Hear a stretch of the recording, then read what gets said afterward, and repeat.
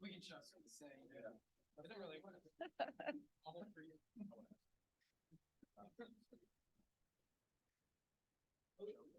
All right, guys. Well, we're excited to bring together this group of gentlemen. Tons of experience up here, kind of an all-star cast. So think about questions that you might have.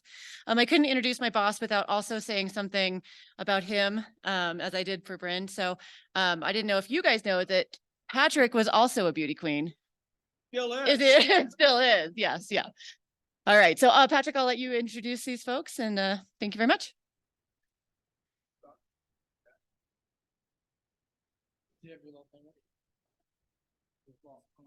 They didn't teach me this in beauty queen, beauty contestant. I should be equitable. Beauty contestant school. Well, again, I'm Patrick Harrington, famous for my beauty and as the manager of the Wyoming Office of Outdoor Recreation. Excited to have this panel here. They are certainly all-stars in their field. We're going to talk a lot about trails and best practices, ways to move things forward.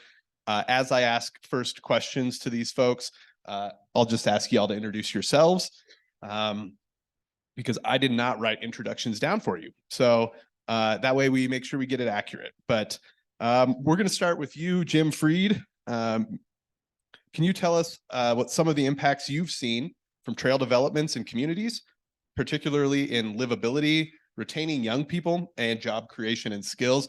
And wait, before you do, if anyone else has thoughts on the panel, please just jump in over each other, and it can be plenty conversational. Great. Thanks, Patrick. My name is Jim Freed. I'm the program director for the Wyoming Conservation Corps, and happy to be up on stage talking about trails. So the Wyoming Conservation Corps builds and maintains quite a bit of trail across the state.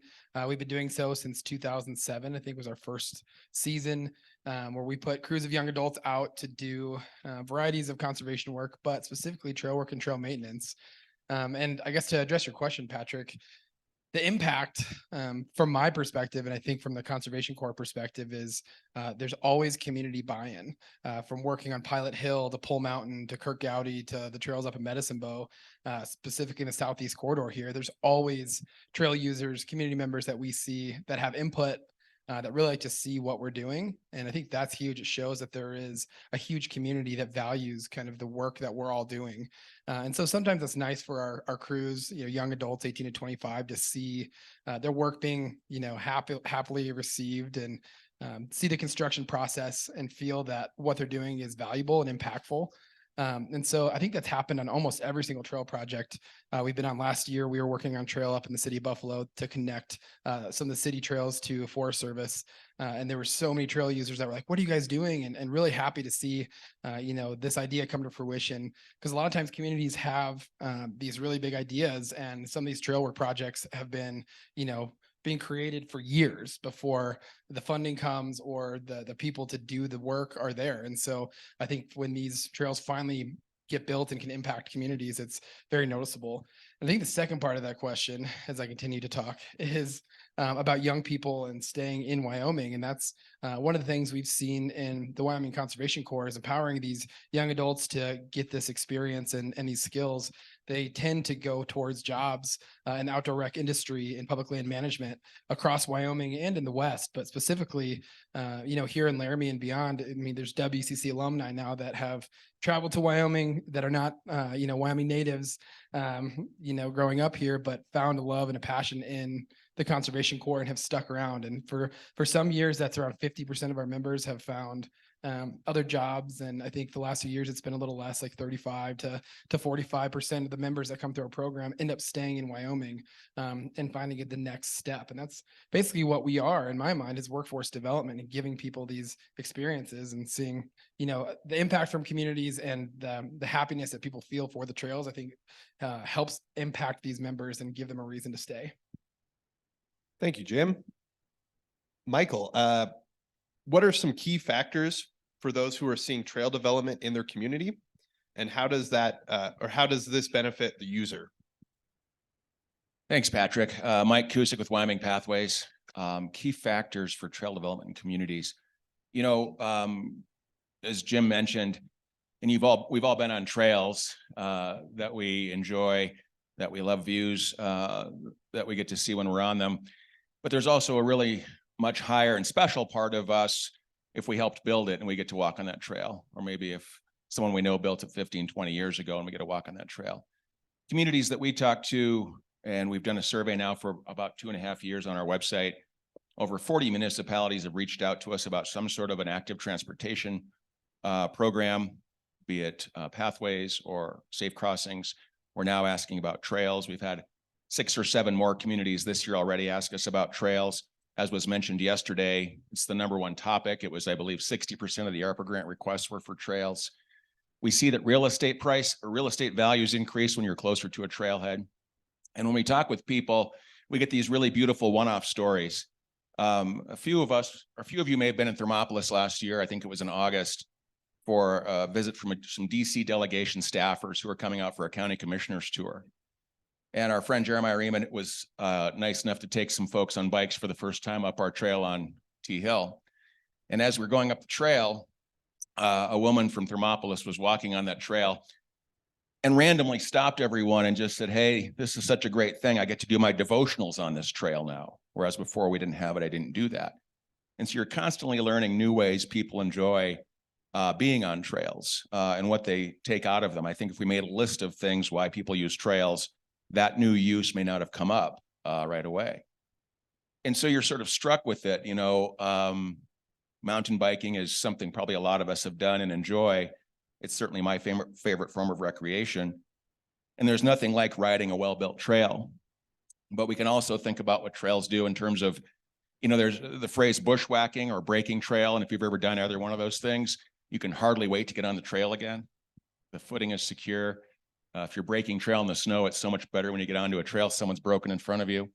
I think those feelings come through a community. I think they're glad when they have them in town or near town. I think the work that Jim and staff that are Conservation Corps folks who are giving of their time, oftentimes at a young age, to go out and do that will reap a great benefit. And I think those are some of the things that we see and hear regularly. Thanks, Michael. Professor Wells, do you mind if I call you that? Sure. Should I call you Darran? Yeah. Darran Wells. I was going to leave off questions about bike parks, but then last night, Amy said, you have to talk about bike parks because there's a number of people in the room that want to hear about best practices. So in an effort to get at some level of enlightenment here, what value do you think bike parks bring to a community? And what would you suggest in just getting started? Oh, good question. So to back up a little bit, yes, you can call me professor if you like. My students mostly call me Darran. But I'm the professor of outdoor education at Central Wyoming College. I'm the Dan McCoy of Lander. In some ways, I mean, I only aspire. And I teach a variety of outdoor recreation things. And this past year, we although I have taught trail building techniques using hand tools for years and years as kind of one class. This past year, we got a grant that allowed us to launch a trail building school. So we have a trail building certificate that's a 1-year program. And as part of that, we have built out our 130-acre outdoor education center in Lander, which is called the Alpine Science Institute. And we are halfway through building about 10 miles of our trail lab. And part of the trail lab is a bike park.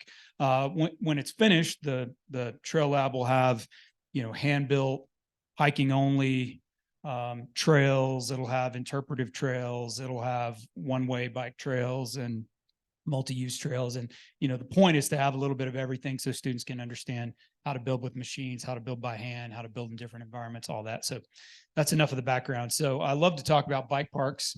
I visited a lot of different bike parks over the past 10 years. And so I had some big ideas for what I wanted our bike park to look like at the Alpine Science Institute. And I heard someone once say that if you don't have a bike park in your town is a bike park. And I think that is true. I used to say the same thing about skate parks and skateboards, but now it's kind of more like bike parks and bikes. So they bring a lot of value to the community. Any of you who are mountain bikers and have been on a purpose-built one-way mountain bike trail have probably had a different experience than folks who may have mountain biked for years and years, but only ever been on multi-use trails. It's just a different thing when it's designed from beginning to end for a specific use. And we can talk I'm happy to talk about design with anybody who's interested. But that's, it's pretty critical. There's a lot you can do in the design phase, concentrating use in different areas and taking advantage of the topography and dispersing use on the trail system. And that's a whole lot easier to do if it's all designed up front than it is to try to retrofit an existing trail system that was, made by cows, like so many of the trails that we have in Fremont County. But bike parks bring a lot to communities, and the biggest one, well, they're obviously a fantastic resource for the people who live close by. But if you're trying to drive, tourism dollars in your community, bike parks are one great way to do that. I know I'm one of hundreds of thousands of mountain bike tourists that will travel every summer to visit places that have bike parks. Specifically because I just recognize the value of that experience for me and my family, and the numbers of people that are traveling for mountain bike specific tourism and specifically to visit bike parks are only growing. So we can talk about that. I could talk about that till I turn blue, but We have till 1:45. Okay. Thank you, Darran. Caleb. Caleb works in the outdoor recreation office. I'll let him tell you a little bit about what he does. But the question I wanted to ask you is, when you're called to do a site visit on a proposed new trail, what are some of the things you hope to see when you arrive? Sure. So Caleb Owen, I am the trails coordinator for the Office of Outdoor Rec and Wyoming State Parks. So we manage and build a lot of the trails that you guys see out at Kurt Gowdy and Glendale State Park, as well as different historic sites and parks across the state.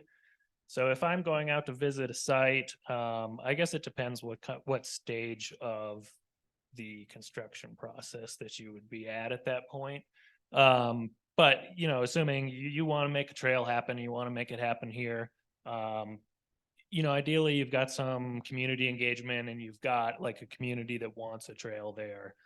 If you're further along in the process and you have a design, I would say that design is the most important part of the construction process, So if you're looking for that, it's far better to cut corners on the construction side of things than it would be on the design. I mean, you can always come in and.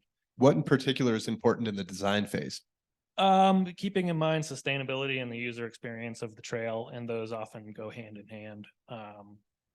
If you have a trail that's starting to fall apart, it's also not going to be enjoyable to use. So getting a qualified person out there to make sure that your trail can handle the elements here in Wyoming and can also handle a lot of traffic. I mean, we see, a few hundred people a day out on some of our trails at Kurt Gowdy, and they show it, and we've had to do a lot of maintenance, but that initial design process is huge as far as how your trail is going to weather over time. What else? Can I add something? Please, Darran. So for our trail system, we hired IMBA Trail Solutions to do the concept plan for our trail. So that's a thing that you're going to have to do, especially if you're interested in a bike park, but really any trail system, is hire professionals to come in and help you design your plan. Ours cost about $10,000. I'm willing to share it with anyone. It ended up being like a 10-page document that includes maps of the proposed trails, and then a whole description of, why is this valuable to the community? How are the community planning processes going to go? How are all the different stakeholders' needs being met? And that's a tool that you can then take and use to get grants or bring other people into the conversation. So concept plan, that's kind of the first big step. Thank you, Caleb. Thank you, Darren. Going to jump back over to you, Mike. What does a typical process for gaining public support for trail development look like? Yeah, that's a really important question. We have found, and I think everyone has said it so far this week, it's community engagement is so important. On our team, we talk about we don't do things to a community or even for a community, we do them with the community. And we have requests for things, for instance, in Laramie and Lander, both of those communities have had trail charrettes. That's a word that gets tossed around a lot. I think it's a French word that means something like bring your ideas to the marketplace. And we're doing one in Pinedale this summer. And what those are, if you haven't been to one, I would encourage you to go. Maps are out of the landscape being considered, showing potential sites for new trails or where existing trails are.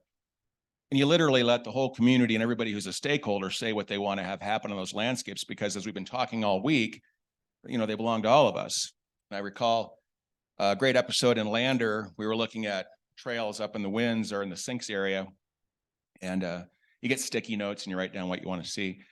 And on the Stock Bypass Trail going up to Sheep's Bridge, a rancher wrote, because that's a grazing lease area and they move cattle in and out. Rancher wrote, I don't want to see any bikes up there. And then a mountain biker wrote, I don't want to see any cattle up there. And so you get everybody's views out. And the charrette isn't to make any decisions. The charrette is to have everyone be heard and produce a report. And that's where you get community engagement. And doing that on the front end is so important. Long before you have a trail plan, long before you have, here's even what we're going to do or think about doing. We're working with the Friends of the Bridger Teton in Pinedale. And it's great to have local partners for groups like ours in as many communities as possible and as many partners in towns. And so we also partner with the USFS there, the Bridger Teton Forest Service, Sublette County Mountain Bike and Trails Club. But the Friends of the Bridger Teton is the cooperator with the USFS. They're much like Common Outdoor Ground is for this forest. And they were really clear with us that they're aware their Forest Service is a little gun shy about talking about new trails right now for a variety of reasons. And those are their reasons. Could be staffing, could be lots of things. And so, yeah, we're really clear on the front end. This is not about building new trails. This is about having healthy conversations about landscapes that may have trails, or how do we improve them. And I think that that piece isn't just something you check a box with. It's not like, okay, that's done, let's move on. You know, for me, at least, and our team, it's how we frame everything. It's how we say, are we going to be involved? If so, how? Who did we miss that we didn't get to engage with? Because when we leave, what we hope happens is that there's a community asset that lasts for 30 or 40 years with very little maintenance, that produces all the immediate and ancillary benefits that we always talk about: mental and physical well-being, quality of life, economic development, safety, recreation for tourism's sake. And what's great when we talk with legislators, and I'm going a bit astray here, but ties in, it's one of the least expensive, highest ROI improvements that a community can invest in. You can get a trail system done that would be a destination area for around $2 million, let's say. That's a reasonable number. And it's going to last for 40 years with very little maintenance. And if you think of other ways, communities or counties spend $2 million, and how much longer and how much more maintenance needs to happen and how much less they get for that. So those are the things we think about on the front end for sure. Thanks, Michael. Yeah, there's a stat out of Bentonville, Arkansas, that every foot closer you are to a trailhead, it increases the value of your home by $7. Fun facts. Great statistic. Yeah, you can take that one with you if you want. Darren, what efforts need to be made to expand capacity of the industry or the trail building trade? Well, the efforts that I'm making right now, which is tell us all about them. Which is to try to grow professional trail builders. I think anyone who's gone through the process of talking with pro builders in the industry or had a professionally built trail system made, I mean, you know that there is a problem, and it's probably that you got put on a long wait list before you could have any work done. All the pro builders are saying the same thing, which is they can't get enough trained staff. And when COVID exploded, it just made everything, 10 times crazier, and it was already trending to crazy. So that's the biggest thing, is finding trained staff, and within that niche of trained staff that the professional builders are looking for now is a need for those who have skills using mechanized, using machines for trail building. In particular, the mini excavator. If anyone hasn't seen a mini excavator, just like the big ones you see on the side of the highway trenching, but they're tiny. They are 3.5, 4 feet wide in some cases. The tracks move in and out. They're designed so that they can travel down a single track trail, and really skilled excavator users are able to have a footprint that is as minimal as a big trail crew is going to make. So they can track down single track and get in and out of places. So there's an increasing need for professional builders. There's increasing number of jobs. I just took some students to the International Trails Summit in Reno, where Caleb was, and man, I had, I don't know, 20 people come up to me and go, "When did these students graduate? Are they ready? Can I?" I'm scared to send them on internships because they're not going to come back. So I've consciously had to structure my program so that they do their internships last, because I may not see them again. Everybody is looking for skilled trail builders. Go ahead. I can just add, to echo what Darren's saying, one of our biggest people we contract with, based in Colorado, was hiring 15 trail builders a month for 8 months in a row. And they were trying to fill that many positions, and they're still looking. It's a tough job, and it's a job that requires you to be away from home. And so that's a challenge. And I think, if you don't mind, I think that's really a spot we're thinking about with all of our urgency, certainly that we have as an organization, as communities have. These kinds of gaps require creative and collaborative solutions because there's just no wishing for it, and there's no hoping for it. It just has to be something that, I don't know what we can do, frankly. Support Darren's program and encourage students to attend. Think about opportunities to support the work or support the effort or make donations to the program. I think those kinds of things can go a long way, so we can see hopefully local folks getting trained locally and staying and working locally. Can I jump in? Please, Jim. Yeah, those people you're talking about, I think a lot of times that's where our program staff in the Conservation Corps really envisions what we do. With our program, we're small. We'll have about 50 members come through our program for our season to work, over 6 different projects across the state with a variety of land management agencies, nonprofits, federal agencies. And hearing you both speak about this, and I think there is a need for those people. And one of the goals is maybe to tailor our program to also fit the needs for, the next step, because we want to be this jumping off platform where people come in and get skills. And then what's next? Oftentimes in a university degree, it's like, okay, great, I did this. What's next? What's my job? Where's my career? And I think creating those pathways or that pipeline, between these industries is huge, because at least for us, every year around 50 people come through, and they'll be digging in the dirt. They'll be swinging tools, working for a whole season. And then sometimes they go into the Forest Service and have seasonal jobs there. But I think it's interesting to hear this, because there are these steps, I think. And if we could connect those steps, you could have someone who's so well-rounded and comes from a variety of backgrounds and different trainings to then, go work full-time, leading trail crews with single tracks, or go through a program, or vice versa, I guess, any way through that. But it's interesting to hear, because I think that's what we're trying to do. One more thing, I think. Please go ahead. So the other missing piece is not just trail builders, but the real critical piece are trail bosses or supervisors. And that sometimes is a really different talent set. That's someone who's great at running tools all day and enjoys that. And so that might open up or broaden the pool of people that would be willing to go through the learning of the process, because clearly, and However you want to look at this capitalistic system, the person in charge makes quite a bit more money than the person who's doing the hard labor. It doesn't mean the person in charge isn't doing labor, but that's actually career wages in some case. You know, $70,000, for instance, or what some trail crew bosses are paid. But again, then you have to be really great at managing talent and leading in those kinds of skill sets. And so, you know, to Jim's point, when you and I met last summer and I heard about the great numbers of people that you have on your team, let's be talking to those young people too and saying, hey, there's a career here. You could wind up being as cool as Caleb, for instance. I mean, who wouldn't want that? That's there's exactly what happened. I did WCC, started a trail company, and now here I am. I don't make 70,000 a year though. Shots fired.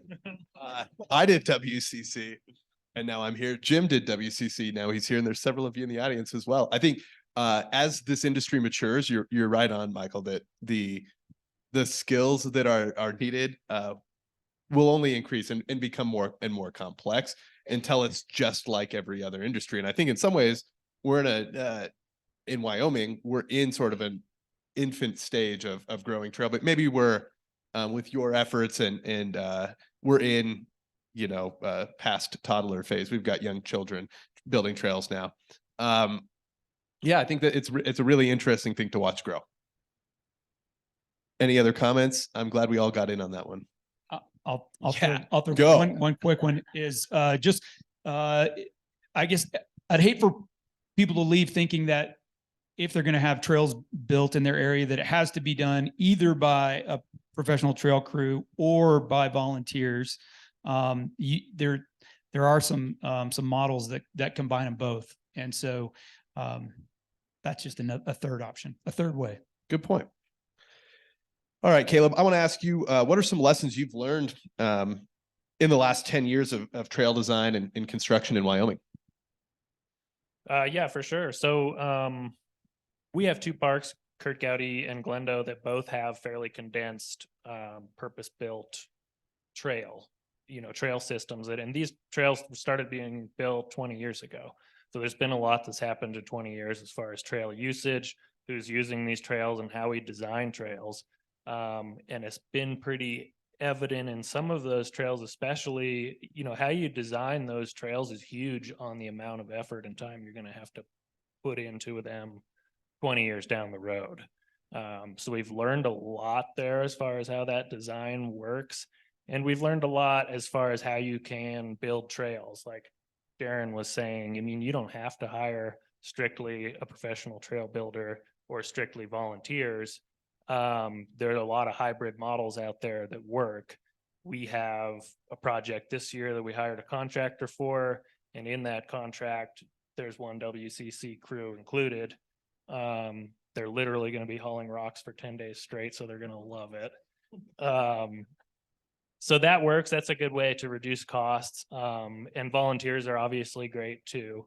For the price of a few pizzas, you can get quite a lot of work done. But you're trading off the amount of supervision involved in those cases versus cost. So yeah, there are a lot of ways to get things done. So we've learned that. And it often takes a whole community or a whole state to get some of these things done, especially when funding's limited. Thanks, Caleb. All right, Jim, what role does volunteerism play in trail development and maintenance in Wyoming? I feel like we've flown around this issue for a second, but let's just get it head on. Yeah, I think in my perspective, and probably the WCC perspective, is it's huge. From my time as a crew member back in 2012, constantly working with volunteers on Pole Mountain. We work with volunteers on Pilot Hill. Almost every one of our trail, at least one trail project per year, there's always volunteer days where people in the community are coming out and helping. But I think that's also taking it maybe a step back. I think that's what's helped grow, organizations like Common Outdoor Ground. I remember going to meetings for, I think, at least a year, collaborative meetings, trying to figure out how we come up with a name and what's our mission and how do we support public lands? How do we become a partner for the Forest Service and actually be able to go and cut down hazard trees or remove stuff from the trail? Some of these logistical things, and it all started from years and years and years of people volunteering their time, establishing trails or maintaining trails that have been stock trails on, Pole Mountain, for example, for so long. And so, there's always going to be a backlog, I think, of funding potentially or projects to get done on public land. Doesn't matter what agency, that's just how it is. And so I think volunteers can fit that role by saying, like, we don't need money, we just need the ability to go in there and do something. And I think that's really what I've seen in my time is what's pushed, I guess, to get trails established or funding allocated to certain trail systems, especially in this kind of southeast portion of Wyoming and the community that's so involved. I think that's been really impactful at creating the next step. If there's enough volunteers that are willing to spend their time and their effort and, organize to get out there, the people are going to hear it. The agencies that manage these lands are going to accept, work from these people in the community. And so, I think that's what's led to a lot of really good growth and progress in that situation. Go ahead, Michael. And in our world, Pathways is kind of the project manager and fundraiser, and we hire the folks and oversee it. But every land manager we work with has different wants and requirements for how many volunteers are going to work and what they're going to do. Pole Mountain's a good example. They specify, we want volunteers to be involved on so many miles of trail or on so many parts of this trail. And then we coordinate with the builder that we contracted with to involve them. And in some cases, we have the latitude to tell the builder on the front end, these pieces for different land managers are going to be assigned to volunteer trail builders. And in our grants, we list volunteers as a percentage of our match. And so all of those things constantly work together to make a better project. And again, it makes it community driven. And I do think, we try to sell it this way, but I don't think it's really selling it. But I mean, once you have blood, sweat, and tears, so to speak, into a trail that might be there when your grandkids are around, that's a pretty nice point of pride. It feels pretty good. So, yeah, there are places in Kurt Gowdy State Park where I can't take my wife hiking anymore because I stop and tell her every rock I moved in that section.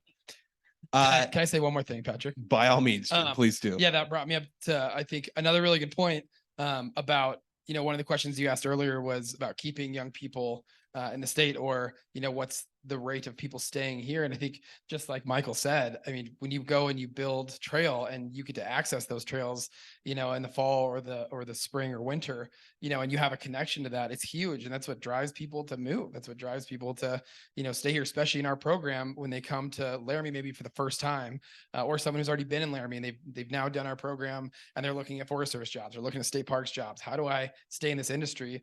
Because they want to recreate and they know the trail system. They can take friends and family out. They can share a part of them that's gone into this thing. And I think that is a huge, I don't know how you even measure that, but how it's quantifiable. But that I think is such a driving force in determining if people stay here, at least from our program.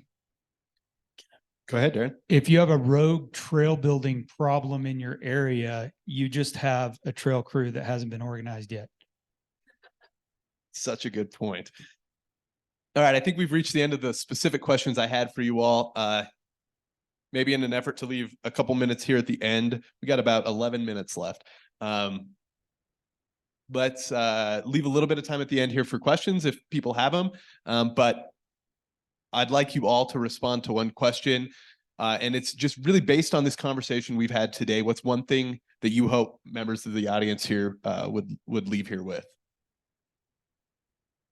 And I guess I should call on somebody, but it's Michael Kusiek. Would you like to go first? Yeah, kind of like what I was saying yesterday for those that were at that session, it takes all of us. I think of what Pilot Hill Corporation has done and Sarah to honestly, like I moved here, I went to high school in Cheyenne in the 80s, junior high and high school, and started mountain biking shortly after that.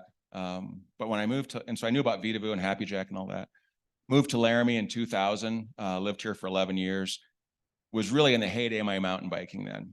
And some of you might know Lars Peterson. He's my ski partner, one of my best friends. We rode together all the time. We're like, wouldn't it be great if we could ride all the way to Happy Jack and Vitavu without using our car?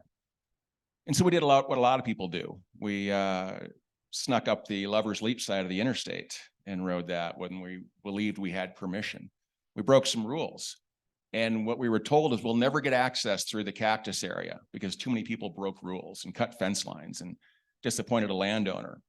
And so the amount of time and effort that folks like Sarah and Melanie and others put into this, making it a reality, is a game changer. The fact that right now you can literally leave your house in Laramie and ride all the way to Vidavoo without touching pavement, except for crossing 210, is mind-blowing, and it's legal. And that is such a difference maker. And that's what can and will and has really radically already improved Laramie.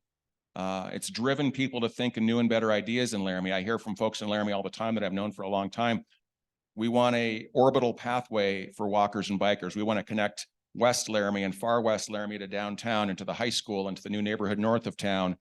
And you can envision a point, like we heard early on from Dave Glenn about what's happening in Fruita Junction, where pretty soon your whole life is walking and riding your bike for work, for school, for recreation, if you choose to. So what I would ask, what I would hope we take away from this is that doing this work, we need to be patient. We need to go together. We need to engage in our community with our decision makers. We need to get involved. Don't just hope something happens and rail when it doesn't. And I'm not saying that happens, but maybe some version of that happens sometimes. I'm guilty of it. There's just opportunity to galore, and I think now is the time. And I would encourage all of us to take those ideas forward and make our communities better because of it. Thank you. Mr. Freed, would you like to go next? Sure. Hearing, I guess, us talk today on this panel, and running with Darran a couple of days ago, and obviously known Michael and Caleb for a little while, but it always just amazes me that there are a lot of organizations and people in trails. I mean, in Wyoming, in this area. And so, hearing all these different initiatives and the different ways that people are interacting with communities, it just always gets my brain moving that there's a way to connect all of us even more, I think. And that's probably Steve's favorite word, would be collaboration, and finding ways to utilize the skills that already exist, or certifications and classes that already exist, to, provide, resources. If we're not getting enough young people in trail building, why is that?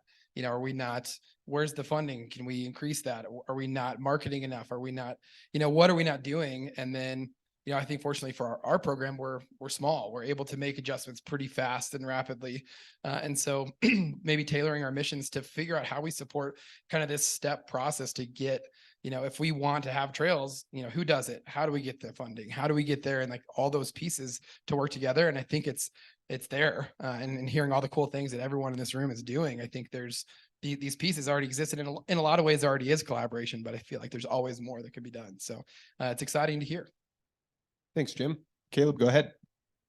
Yeah, I'll just add on to that and saying there are a lot of players involved in how trails get built these days. So be creative as far as who you include, especially when it comes to the funding side of things. There's no unlimited source of funds for trails. So making that happen can be definitely a hybrid approach as far as the experience that a contractor could bring to the table, and then volunteers incorporating everything into one package.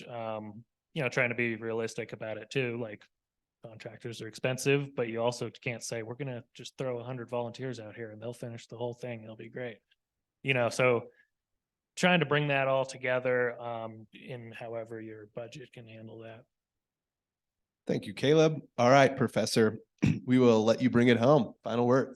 Bring the professionals in on the design early. We kind of already covered that.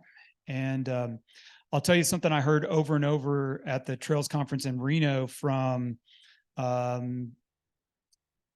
federal land managers, and then people kind of on the fundraising side, which was, yes, be patient and collaborative, and these things take time, but the money is there for these projects right now, and you need to strike while the iron is hot.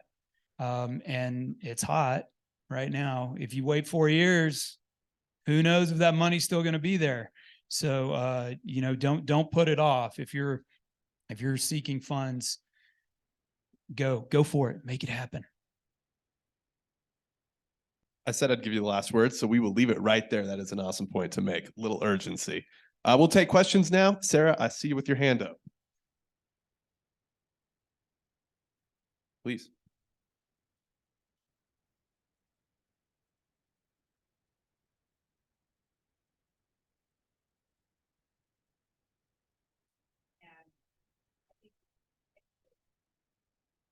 Really helping our process get that trust fund built to at least 50, if not 150 million, so that we are really having an ongoing funding stream and we're not all chasing the same $5 down the road. Colorado's so far ahead of us, and that's fine.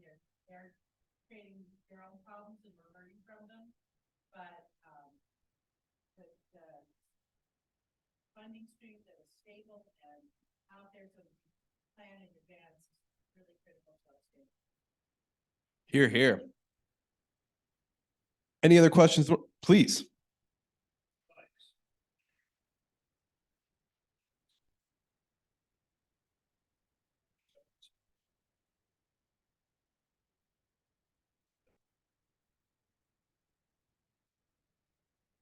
Who wants to take a swing? Darran? This was a topic that came up a couple times last week from a builder's perspective and someone who has on occasion ridden an e-bike. I was asking this question to a lot of the pro builders. You know, the real difference of the class 1 e-bikes, you know, the motor doesn't help after 20 miles an hour. Going downhill, it's essentially a mountain bike, but you can go faster uphill. And so I was hoping somebody would say, well, yeah, we're designing climbing trails a little differently because we're anticipating people are going to be going a little faster uphill. But I think that's just now starting to happen. But there's no specs, there's no industry standard around that. They're allowed in some places and not in others, and it's tricky when you travel with an e-bike to know where you can and can't go. Almost anywhere in Bentonville you can ride your e-bike. You'll be able to ride your e-bike on the trail system that we're building. Yeah. Anyone else? Sure, I'll add on to that a little bit. As some people probably know, we allow type 1 e-bikes at state parks at Kurt Gowdy and Glendo. And like Darran, I was in Reno last week and they had a couple talks about e-bikes, and I think everybody went there hoping for the answer, you know. And the answer at the end was that nobody really has an answer yet because it's all still evolving so quickly. I could see busier trail systems, like specific climbing trails for e-bikes and things, to avoid, you know, those types of encounters, to, you know, to help the user experience if there's a lot of e-bikes out. But yeah, it's still definitely evolving super quickly, and we'll have to see how, you know, how the regulations are going to involve at that point. So Great question. Please go ahead. Oh, we got right behind you, Pete, and then you.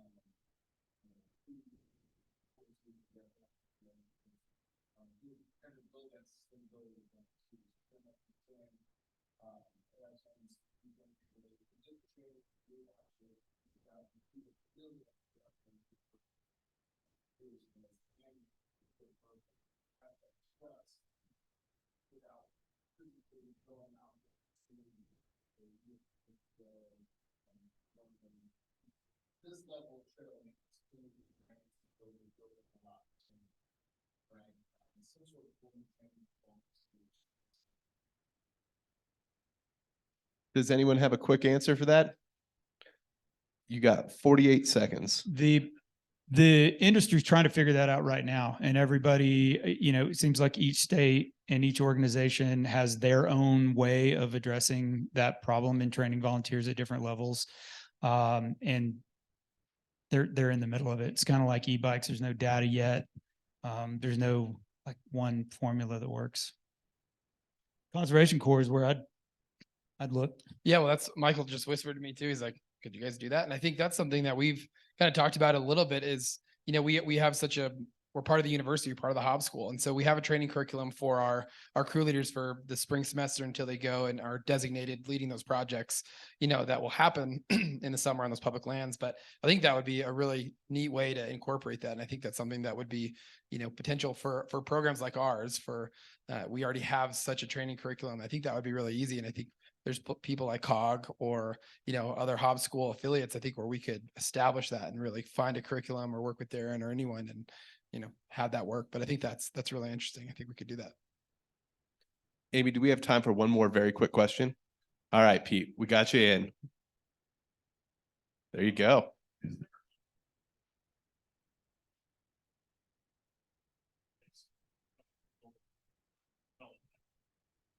Absolutely. Yeah. Yeah. So the 1-year program, you know, we introduce our students to bidding and contracting and requests for proposals and kind of the whole process. And they, you know, they start to get a feel for numbers and,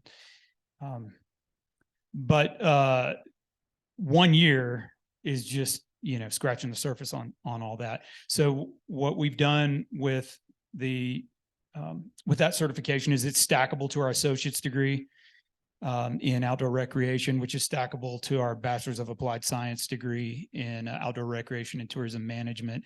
And that degree is heavily weighted in entrepreneurship, business.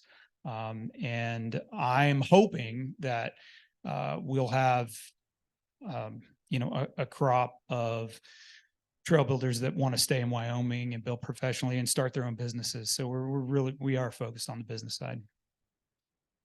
All right. Well, I knew you'd get the last word.